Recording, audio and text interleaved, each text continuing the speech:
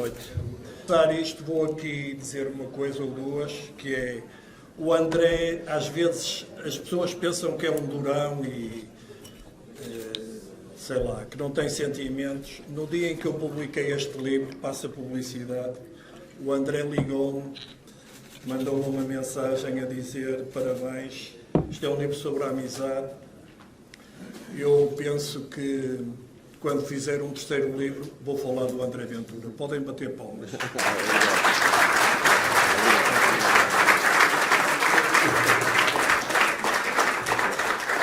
Obrigado pela vossa presença. Esta sessão hoje é histórica, é 150 debates. Eu sei que vocês não ligam, mas...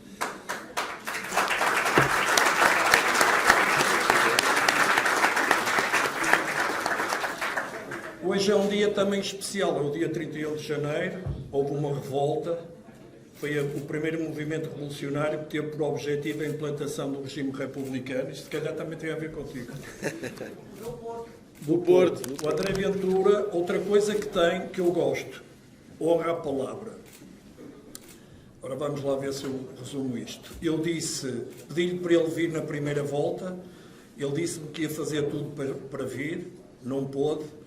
Depois mandou-me uma mensagem a dizer, na segunda volta vou mesmo lá. E veio. Podem bater palmas.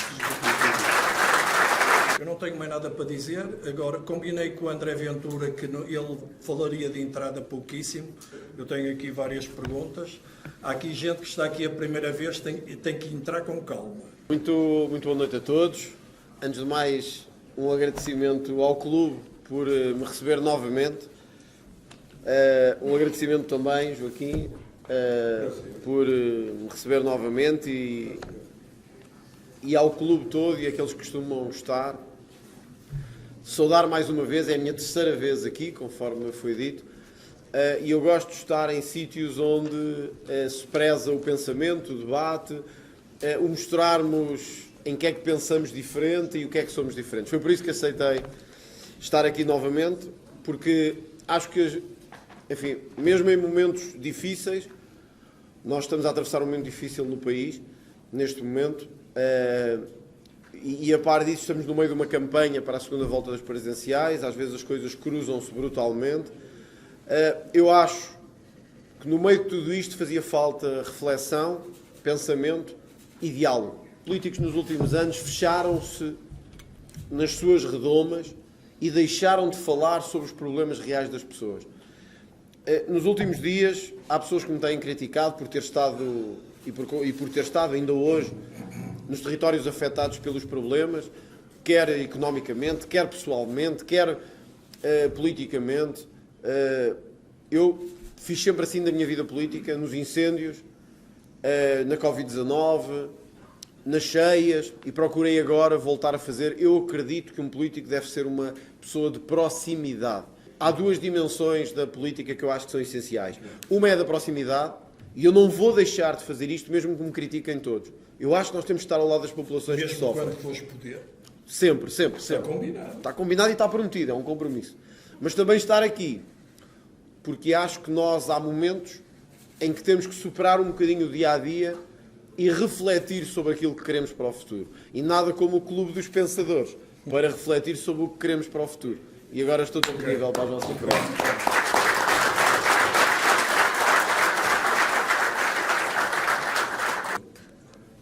Porquê é que tu causas tanta agitação e turbulência? O que é que achas que é isso? Uma boa pergunta. Eu acho que as pessoas não estavam habituadas a um político e a um movimento que tivessem autenticidade e ao mesmo tempo não tivessem medo de dizer as coisas. Por exemplo, hoje estávamos a visitar no distrito de Leiria uma zona afetada pela tempestade. Estávamos a falar com agricultores que perderam tudo, literalmente. Estava lá a mãe, estava a namorada, estava a família, pessoas chorosas a dizer eu perdi tudo, o que é que o Estado pode fazer? E depois eu fiz a visita, queria perceber-me do nível de devastação que aquilo tinha. Tinha que falar aos jornalistas também, os jornalistas também estavam a acompanhar, como estão aqui hoje, e estava-lhes a dizer isto, que é, há momentos na vida em que um político tem que dizer aquilo que se passa mesmo. Eu fiquei chocado nesta manhã, em ver pessoas em filas para arranjar telhas para os seus telhados. Ora, que diabo, o Estado não se consegue organizar para levar telhas a um distrito. Já vamos falar. Dizer a verdade, eu também sou. Eu não me comparo a ti, mas dizem que eu sou mal educado. Não. Eu tenho uma má relação com a verdade. Tu também. Olha uma coisa. Não é com a verdade, é com as pessoas que não gostam da verdade. Olha uma coisa. Fizeram aqui uma petição. Eu não percebo nada disto. Um partido, isto é de morrer a rir. Um partido é legalizado pelo Tribunal Constitucional. E agora fazem uma petição. Esta gente ainda não percebeu que quanto mais baterem em ti, mais tu cavalgas isto tudo. E sobretudo... depois o que me chateia, eu vou-te explicar. Eu não sou do Chega, mas eu penso. Sim. Mas respeito e já votei em ti. E vais votar novamente?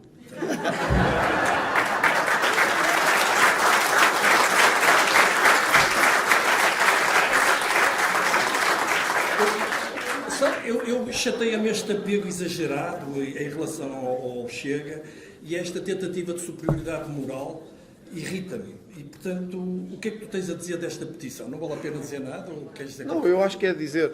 nós estamos numa segunda volta das eleições presidenciais e temos uma petição no Parlamento para ilegalizar um partido. Uma coisa que não faz sentido nenhum. Quer dizer, o Parlamento, onde estão os partidos políticos...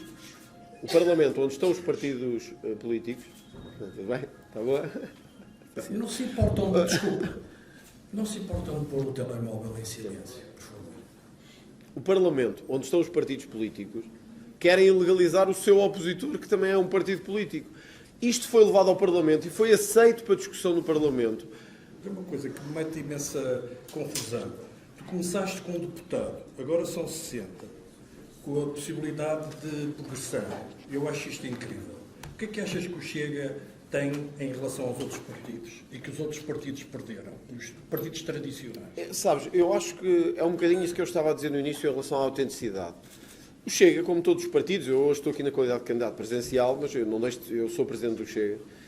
O Chega, como todos os partidos, tem problemas. Como todos os movimentos, como todos os partidos. É impossível alguém dizer assim, este partido nunca vai ter problemas. É impossível. O que é que eu acho que as pessoas sentem diferente no Chega? A autenticidade. Dizem o que tem que ser dito, não têm medo de dizer as coisas. Agora até mete polícia. E eu sou um defensor da polícia a 100%. Hoje e ontem, passei por uma série de sítios, devastados com isto da tempestade, e uma série de pessoas me disseram, vocês têm que fazer alguma coisa, ou pedir para fazer alguma coisa, porque está a haver roubos e assaltos a toda a hora. As pessoas estão a ouvir as estruturas, roubar coisas. Temos que pôr ordem nisto. Tem que se pôr ou as Forças Armadas, ou as Forças de Segurança, a garantir a segurança no país. Pois hoje vi, quer dizer, apesar disto ser público, das pessoas estarem a falar disto e de denúncias, alguma tentativa, não dos polícias, mas dos comandos superiores, de dizer, não há queixas nenhumas, não há denúncias nenhumas, como se costuma dizer. Mas quer dizer, as pessoas estão a falar em direto para as televisões, a dizer, está a haver assaltos, está a haver roubos. A tempestade de Christine, o que é que se devia ter feito e não se fez, como prevenção? E agora o que achas que se deve fazer? Colocar as Forças Armadas no terreno? O Presidente da República, como chefe do Estado-Maior das Forças Armadas, se tu fores eleito, pode exigir ou influenciar essa tomada de posição, certo? Absolutamente. Eu, por acaso, ouvi foi o Presidente de Câmara a dizer que queria Forças Armadas por causa dos assaltos. Repara, no primeiro dia eu disse imediatamente isto. As Forças Armadas, para além de estarem preparadas, as nossas, estão com vontade, querem fazer, só que precisam de uma ordem política para fazer. Quer dizer, isto é o tipo de coisa...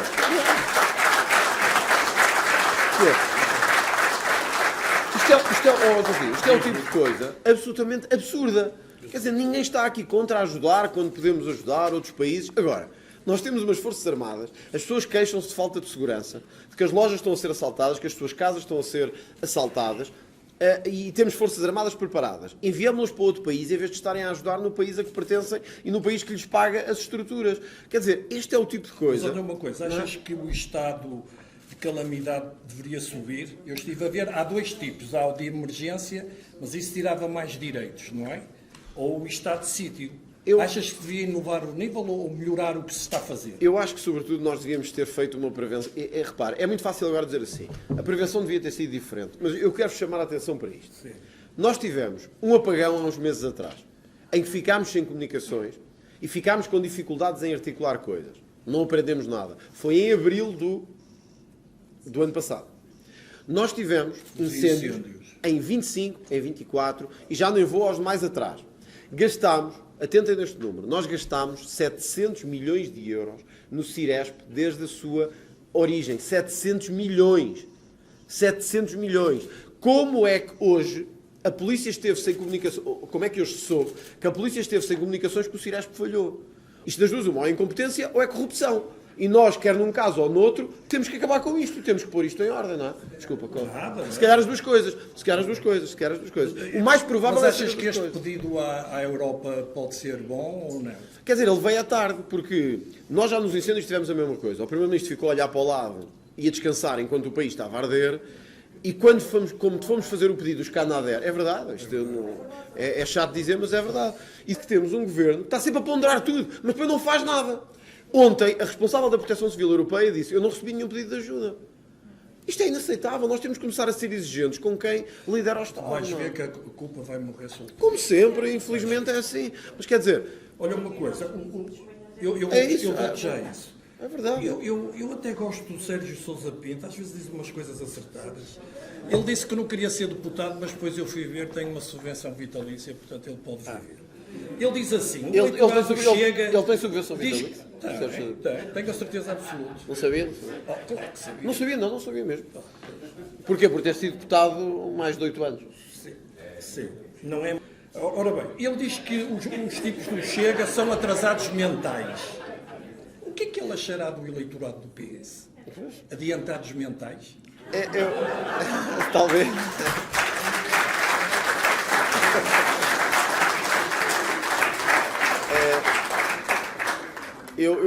Eu acho que, primeiro, as subvenções vitalícias são um erro e acho que devemos acabar com elas. Uma das coisas que eu queria mudar na Constituição é para poder acabar com elas para trás.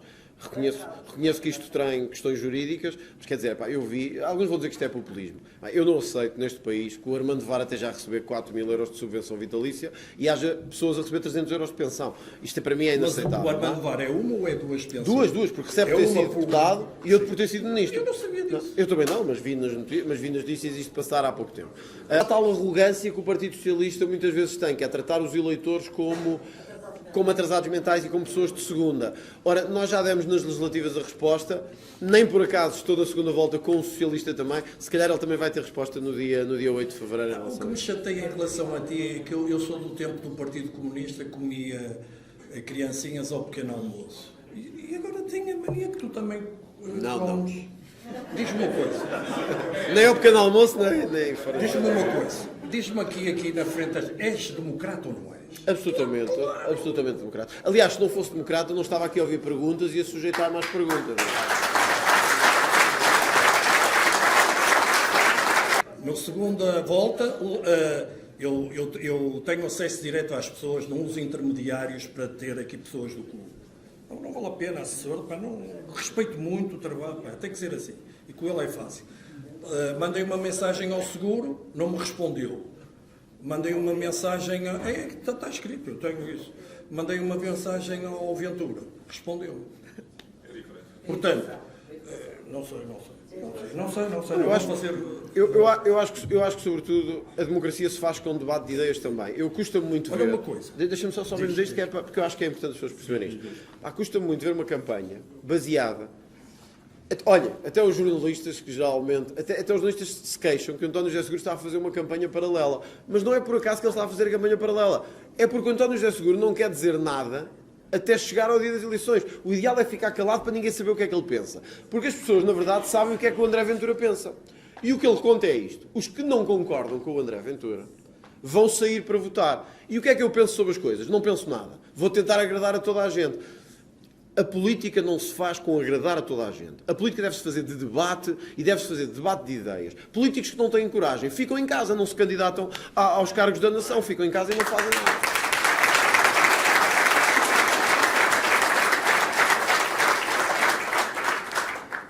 Há aqui outra coisa que era importante as pessoas saberem, é que votar em branco nestas eleições ou nulo não conta para nada. Não. O melhor, ou vão lá ou não vão. E ir lá é votar. Certo? O que é isso e nas legislativas não é assim? Custa-me um bocado ver. Eu tenho visto algumas pessoas dizer que vão votar em branco. Enfim, eu respeito os votos de toda a gente, vamos ver o que é que vai acontecer. Agora, eu digo-te uma coisa, eu saí do debate, eu não sei o que é que vocês pensam, e também vamos ouvir o que é que as pessoas pensam, eu saí do debate com o Dr. António José Seguro com uma impressão que eu nunca tinha tido na vida, e eu já fiz muitos debates com muitos políticos, de todas as áreas políticas. Eu nunca saí com a sensação como saí de um homem, que eu respeito, enfim, que não tem uma ideia sobre nada. Eu fiquei até com a ideia que ele não sabe o que é a função do Presidente, o que é que o Presidente tem que fazer. Ficou para mim na memória, eu nunca me vou esquecer disto. Pá. E melhor que isto, só de ontem da Ministra da Administração Interna, quando lhe perguntaram, acha que respondemos bem à crise, ela fez... Sim, melhor que isto, só essa. Mas do António José Seguro, eu nunca me vou esquecer disto a vida toda. Eu posso morrer aos 90 anos ou aos 100, eu nunca me vou esquecer disto. O jornalista pergunta-lhe, em Espanha está a haver um plano de regularização de imigrantes, 500 mil de imigrantes e tal, o que é que o António José Seguro faria sobre isto? E ele diz assim, o que é que eu posso fazer sobre isso? E eu digo-lhe, olha, pode vetar, pode promulgar, pode mandar para o Parlamento e tal, e ele vira-se para os juízes e diz, não é, o que é que eu posso fazer sobre isto? Não sei o que é que posso fazer sobre isto. Ficou-me uma imagem de brutal incompetência e incapacidade de perceber sequer o que é que está a acontecer, que eu vou-vos dizer uma coisa. Se ganhar é só por uma coisa. É porque está a ser levado ao colo pela imprensa, pelo sistema e por toda a gente. Não é por mais nada. A ida aos sítios onde está a haver crise. Vocês acham que se eu dissesse à imprensa assim, sabem uma coisa? Eu estive lá nos sítios devastados, mas não vos disse nada. Sabem o que é que ia sair nos títulos deles? André Ventura alega que foi visitar, sem ninguém saber, os sítios devastados. Como é o António José Seguro. António José Seguro esteve com sentido de Estado naquelas zonas afetadas. Poupem-me e poupem as pessoas. E deixem de levar ao colo os candidatos, que é isso que não deviam fazer. Deixem de fazer ativismo e façam jornalismo, que é isso que nós temos que fazer às pessoas. Os amigos, só convidam os amigos.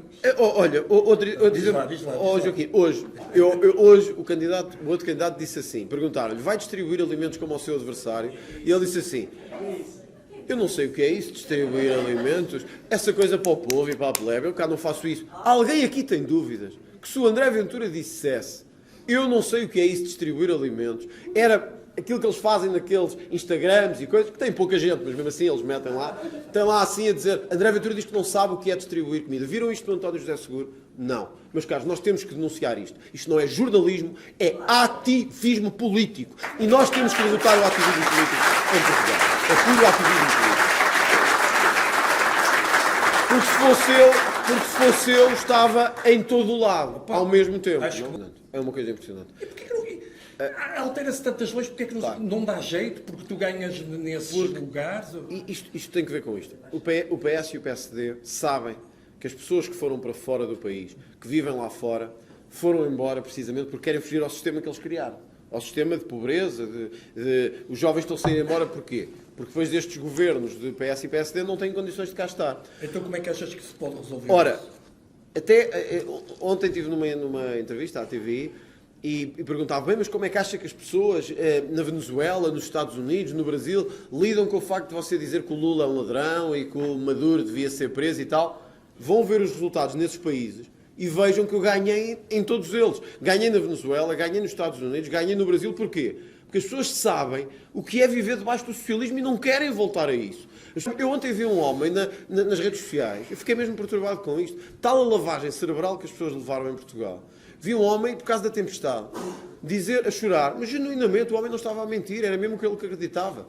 E o homem estava a dizer que a tempestade que ocorreu em Portugal é Deus a castigar-nos por estarem a apoiar-me a mim, porque os portugueses estavam a apoiar a mim. Portanto, vejam a lavagem cerebral que a malta levou nos últimos anos. Olha uma coisa, eu nesta campanha acho que há um déficit de uma coisa. Não se fala muito de política externa. E Portugal é muito vulnerável até ao preço do petróleo, dos bens, das taxas. Não achas que se deveria falar um bocadinho mais de política externa? Acho que sim. Acho que Portugal está numa situação em que é dos países mais vulneráveis do ponto de vista económico ao cenário internacional. Basta ver que mesmo durante as nossas maiores crises, quer em 83, 85, quer em 2011, 2012, a grande razão da nossa crise económica vem quase sempre do cenário externo e do cenário internacional. As parcerias comerciais são Espanha, que está aqui ao lado, evidentemente, mas também os Estados Unidos e a Inglaterra, cujas flutuações políticas impactam diretamente em Portugal. Porque compreendi o sinal que as pessoas deram na primeira volta, que é nós precisamos de um político acima do interesse partidário, precisamos de um político que se afirme claramente nas necessidades que as pessoas tenham e que não tenha medo de dizer a verdade. E eu acho que quando as pessoas foram votar nas eleições presidenciais, repara, todos os outros candidatos à direita, João Coutinho de Figueiredo, Marcos Mendes e mesmo o Almeida de Gouveia e Melo, todos tentaram dizer ao eleitorado isto: não votem no André Ventura. Porquê? Porque ele, na verdade, ele quer ser Primeiro-Ministro e não Presidente. Esta candidatura dele não devia ter acontecido. Isso moveu as pessoas de votar? Não. Chega a ter 22,8% nas legislativas e eu agora tive 23,5%. Isto significa que as pessoas acreditam que esta candidatura pode fazer a diferença. Quer dizer que se perde. Às vezes quem luta contra o sistema ganha, não perde. Ser sintético, um bom resultado era ter mais do que o PSD teve nas legislativas. Não, eu tenho visto muita gente falar sobre isso. Sabes que eu acho que vais ter mais de 40%. Não sei porquê. Sabes que eu vou-te explicar. Há gente que tem medo e vergonha de dizer que volta no Chega. Chega lá e volta. Talvez. Muita gente. Talvez. Eu não sei o que é que vai acontecer. Vamos ter que esperar pelo dia 8 para ver o movimento daquilo que vai acontecer. Duas ou três razões, sinteticamente, com objetivos, para eu votar em ti e não votar no Seguro. Bom, vou começar pelo não votar no Seguro, que é fácil. Todos sabemos que votar no António José Seguro nestas eleições vai significar duas coisas. E basta ver os apoios que têm pessoas que há uns meses atrás diziam que o socialismo era uma coisa terrível e agora juntam-se todos. É o sistema absoluto dos interesses. Votar no António José Seguro é perpetuar o sistema de interesses. 2. Votar no António José Seguro é escolher uma figura que não vai ser capaz de tomar decisões em momento nenhum. E basta saber se ele não sabe o que é que há de fazer. Com uma lei de regularização de imigrantes, como é que ele há de saber quando o orçamento não for passado? Quer dizer, nós temos que ver que tipo de presidente é que queremos ter, não é? Se queremos um presidente que tenha ação ou que não tenha. A terceira é que o António José Seguro não vai descansar enquanto o Partido Socialista não regresse ao poder. E este é o maior perigo que o eleitorado tem que saber. O eleitorado de centro-direita, o eleitorado de direita, o eleitorado não socialista tem que saber isto. Nós passámos 8 anos com o Partido Socialista a destruir cada vez mais a nossa economia e a destruir o país. Querem voltar a isso? Votem em António José Seguro. Querem romper com isso? Votem no André Ventura. É isso. Não estou a dizer que eles não são perversos. Não, eles ficam contentes que eu termine isto à hora, às 10h30 está terminado. Ora, quem deseja falar, por favor? O povo, neste momento, tem uma dúvida quando fala que quer acabar com os subsídios. Eu concordo, em muitos casos, mas acho que devia esclarecer um bocadinho sobre esse assunto. Se acha que uma pessoa com 70 anos já está fora do mercado de trabalho, com essa idade, quase não consegue arranjar emprego, já esgotou o subsídio de desemprego subsequente, neste momento recebe 242 euros, porque foi baixo, recebia, porque agora em janeiro tiraram mais 10 euros. Se acha que essas pessoas que têm uma carreira contributiva de 35 anos, que ainda hoje continuam à procura de emprego, mas o que lhes oferecem já não se corresponde até com a idade que têm, se essas pessoas estão incluídas nesses subsídios dependentes que tanto fala, mas que eu acho que o povo neste momento pensa que está a querer incluir tudo no mesmo saco. Obrigado. Muito obrigado pela pergunta, porque nos permite esclarecer isto. Eu tenho insistido muito nesta cultura de subsídio à dependência que destrói o país, porque nós hoje, eu pude testemunhar isso em muitas visitas que fiz a empresas, a regiões do interior, do litoral, enfim, no país em geral. Nós criámos uma cultura de duas coisas que destroem a economia portuguesa. Uma, salários baixos, e por isso os nossos jovens vão-se embora. Andamos a dizer que queremos ter os jovens cá, mas pagamos-lhes miseravelmente comparando com o que se passa em França e na Suíça, etc. Vão embora. A segunda é dizermos que precisamos de muitos imigrantes. Porquê? Porque precisamos de mão de obra. Mas a verdade é que se pagássemos melhor aos nossos, não precisávamos dessa mão de obra. Nestes valores que temos, por uma razão, porque a tal equiparação dos trabalhadores portugueses aos trabalhadores europeus vai ficando cada vez mais para trás. Num país em que as casas estão cada vez mais caras, em que o cabaz alimentar aumentou cerca de 19%, e o custo de vida não para de aumentar. E, portanto, este salário mínimo, se ficar muito desfasado da realidade, do custo de vida normal, o que é que isto gera? Mais pobreza. E nós temos, a nível da OCDE, uma taxa já muito elevada de pobreza. Era aí que eu ia. Será que rebaixar os impostos diretamente consegue resolver o problema? Eu acho que consegue, numa escala de 12 a 15 anos. Não são, é é difícil aqui de fazer, porém nós não podemos também deixar pessoas a receber 900 euros quando os custos das casas em alguns sítios estão a 1.200. Isto não é sustentável. Também compreendo que a compressão de salário médio com o salário mínimo está a gerar um problema. É que muitos que ganhavam bem acima do salário mínimo agora estão a ganhar o salário mínimo, no caso dos polícias, em alguns casos de enfermeiros, de auxiliares, etc. Portanto, eu diria, a médio prazo, totalmente de acordo, o nosso caminho vai ser esse, descer impostos para garantir mais rendimento. No curto prazo, eu acho que o país precisa de uma solução de transição para garantir que empresas, sobretudo as grandes indústrias, conseguem pagar esse salário mínimo. É discutível, eu reconheço que isto merecia mais tempo aqui de discussão e ligado à produtividade também. Reconheço isso absolutamente, é uma questão que também me tem ocupado muito tempo. É a última pergunta. Que é um bem essencial, está com um IVA Claro. de luxo. Não faz sentido nenhum, não faz sentido nenhum.